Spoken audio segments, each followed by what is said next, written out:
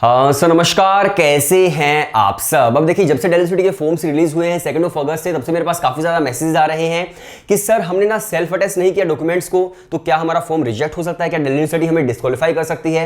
काफी स्टूडेंट्स बोलते हैं कि सर हमने बैंक डिटेल्स में गलती कर दी है, काफी स्टूडेंट्स बोलते हैं सर हमने डॉक्यूमेंट्स अपलोड करने में ही गलती कर दी है।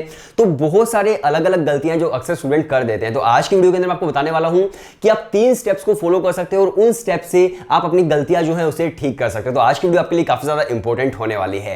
वीडियो शुरू करने से पहले आपको छोटी सी इंफॉर्मेशन और देना चाहूंगा। अगर आप एक डीयू जेट के एस्पायरिंग स्टूडेंट हो, अगर आप बीबीए, बीएमएस और बीबीई करना चाहते हो, तो हमारा नया बैच आ रहा है, प्रिपरेशन बैच 20 अगस्त से। अगर आप ज्वाइन करना चाहते हो, आप आज से ही ज्वाइन कर सकते हो। 40 उसके अंदर सीट्स है, यानी कि 40 स्टूडेंट्स इसको ज्वाइन कर सकते हैं। अगर आप प्रिपरेशन करना चाहते हो, परफेक्ट टाइम में प्रिपरेशन करने के लिए डीयू जेट के टॉपर्स ही आपको पढ़ाएंगे। तो व्हाट्सएप नंबर डिस्क्रिप्शन के अंदर है, आप हमें मैसेज कर दीजिए, हम लोग आपको डेमो वीडियोस प्लस कोर्स की डिटेल सेंड कर देंगे। अगर आपको डेमो वीडियोस पसंद आती है तो आप क्रैश कोर्स के अंदर एनरोल कर सकते हो डीयू जेट के लिए। तो चलिए वीडियो शुरू करते हैं। सबसे पहले हम बात करते हैं कि देखिए कौन कौन से वो 3 स्टेप्स हैं जिनसे आप अपनी जो गलती है उसको ठीक कर सकते हो।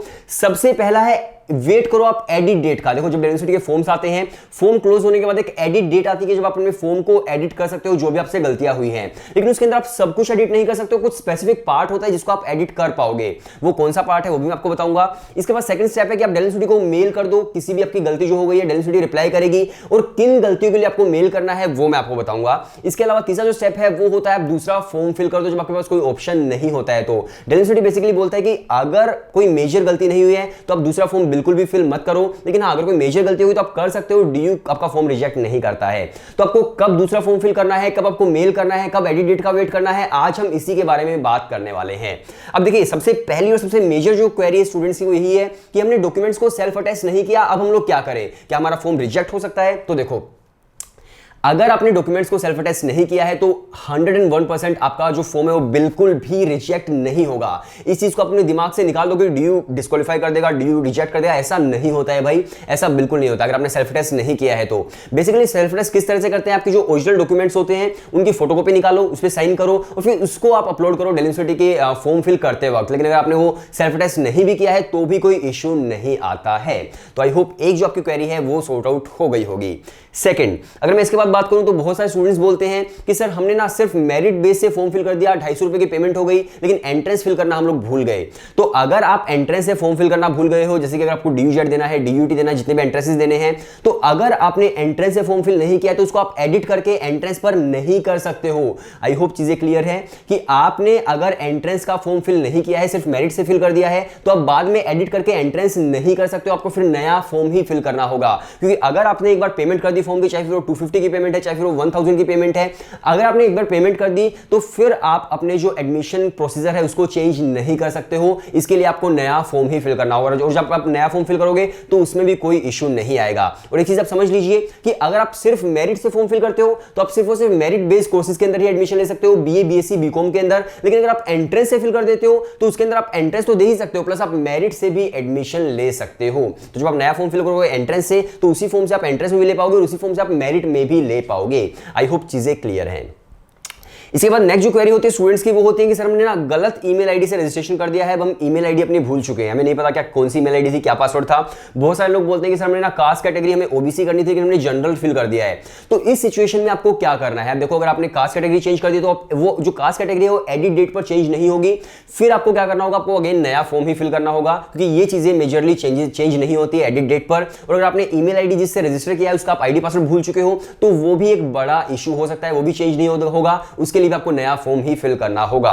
इसके बाद देखो, बहुत सारे स्टूडेंट्स बोलते हैं कि सर डॉक्यूमेंट्स जो थे, जैसे कि हमने ओरिजिनल नहीं लगाया, हमने जो स्क्रीनशॉट था हमारी मार्कशीट का वो लगा दिया है, तो उसमें कोई भी दिक्कत नहीं है। जब एडिट डेट आपकी आएगी तो डीयू आपको ऑप्शन देता है कि आप अपने डॉक्यूमेंट्स को चेंज कर सकते हो। लेकिन देखो, इस तरह से नहीं कर सकते हो। मान लीजिए आपने जनरल से फिल कर दिया, फिर आप ईडब्ल्यूएस का सर्टिफिकेट उसके अंदर लगाना चाहो तो ऐसा नहीं हो पाएगा। लेकिन ऐसा जरूर हो सकता है कि अगर आपने ईडब्ल्यूएस से फिल किया है, आपने पहले एक्नॉलेजमेंट स्लिप लगा दी, लेकिन एडिट डेट पर आप उसको पूरा का पूरा जो अपना सर्टिफिकेट है वो लगा दो, तो ये हो सकता है। दूसरी चीज, अगर आपने अपने मार्कशीट का स्क्रीनशॉट लगा दिया है तो जब ओरिजिनल मार्कशीट आएगी तब आप उसे एडिट करके अपनी ओरिजिनल मार्कशीट भी वहां पर अपलोड कर सकते हो। तो एडिट डेट को आप ये सब चेंजेस कर सकते हो, सारे के सारे सेक्शंस आप एडिट नहीं कर सकते हो। आई होप चीजें क्लियर हैं थोड़ी बहुत। इसके बाद देखो, एक जो मेजर इशू आता है, स्टूडेंट्स ये भी बोलते हैं कि सर हम ना जब मेरिट से फॉर्म फिल कर रहे थे, मेरिट बेस्ड यानी कि बीए, बीएससी, बीकॉम के लिए, तो वहां पर हमसे तो कोई कोर्स पूछा ही नहीं गया कि मतलब तुम्हें बीए प्रोग्राम करना है, बीए हिस्ट्री करना है, या फिर तुम्हें बीएससी प्रोग्राम जो बीएससी फिजिकल साइंस है वो करना है, या फिर तुम्हें बीकॉम ऑनर्स करना है। तो सर हमसे तो कोई कोर्स पूछा ही नहीं गया, तो अब हम क्या करें? ना ही हमसे कोई कॉलेज पूछा गया। एंट्रेंस बेसिस में तो आपको कोर्स का ऑप्शन भी मिलता है, कॉलेज का ऑप्शन भी मिलता है, लेकिन यहां पर कुछ नहीं मिलता है। तो देखो, जो मेरिट बेस्ड स्टूडेंट है उनसे कोई भी कोर्स अभी नहीं पूछा जाता। सिर्फ और सिर्फ आपको एक फॉर्म फिल करना होता है, इन जनरल जो फॉर्म है। उसके बाद जब कट ऑफ आएंगे तो कट ऑफ आने के बाद आपको कॉलेज सेलेक्ट करना होता है, कोर्स सेलेक्ट करना होता है, और तब आप अपने पर्टिकुलर कॉलेज के अंदर, पर्टिकुलर कोर्स के अंदर एडमिशन ले पाते हो कट ऑफ को देख करके। 3 साल पहले ऐसा हुआ करता था कि आपको उसके अंदर कोर्स सेलेक्ट करना हुआ करता था। मान लीजिए आप आर्ट्स के स्टूडेंट हैं, आप 3 साल पहले सेलेक्ट कर दोगे इंग्लिश ऑनर्स बीए प्रोग्राम, तो सिर्फ और सिर्फ उन्हीं 2 के अंदर आप एडमिशन ले पाओगे जब कट ऑफ आया करती थी। लेकिन ये जो सिस्टम है वो हटा दिया गया 3 साल पहले। अब एक सिर्फ और सिर्फ एक सिंपल सा फॉर्म होता है, फिर कट ऑफ आते हैं, फिर कट ऑफ के अंदर आप किसी भी कोर्स के अंदर, किसी भी कॉलेज के अंदर एडमिशन ले सकते हो अगर आप एलिजिबल हो तो। ये बहुत ही सिंपल सी चीज है। आई होप चीजें क्लियर हो गई होंगी। सो यही चीजें हैं कि अगर आपसे कोई भी गलती हो गई है तो देखो, मान लीजिए आपसे कोई गलती इस तरह की हो गई कि आपको नहीं पता कि आपने जो सर्टिफिकेट अपलोड किया है, कास्ट सर्टिफिकेट, वो स्टेट का है या फिर स्टेट का होना चाहिए या फिर सेंटर का होना चाहिए। तो कुछ इस तरह की अगर कोई भी इशू, तो आप दिल्ली यूनिवर्सिटी को मेल कर सकते हो, डीयू आपका सॉर्ट आउट कर देगा। अगर आपसे कोई गलती हो गई, आपने एंट्रेंस फिल नहीं किया, तो फिर वो चेंज नहीं हो सकता है, फिर आपको नया फॉर्म फिल करना होगा। अगर आपने डॉक्यूमेंट्स में कुछ गलती हो गई तो वो चेंज हो सकता है, डॉक्यूमेंट आपके दोबारा से अपलोड हो सकते हैं, तो आपको एडिट डेट का वेट करना होगा। तो स्पेसिफिकली आपको पता होना चाहिए कि कब एडिट डेट का वेट करना है, कब आपको मेल करना है डीयू को, और कब आपको नया फॉर्म फिल करना है। और आप ये माइंड से बिल्कुल निकाल दो कि यार हमारा फॉर्म रिजेक्ट हो जाएगा, हम डिस्क्वालीफाई हो जाएंगे। ऐसा मेजरली नहीं होता है। जब तक आपने कुछ बड़ी गलती ना की हो तो ऐसा नहीं होता है। तो चिल करो, मस्त रहो और वेट करो कट ऑफ्स आने का, और चैनल को सब्सक्राइब कर लो। डीजेट का एस्पायरिंग स्टूडेंट हो तो व्हाट्सएप पर अपने मैसेज कर दीजिए, हम लोग आपको डेमो वीडियो सेंड कर देंगे। सो वीडियो देखने के लिए शुक्रिया।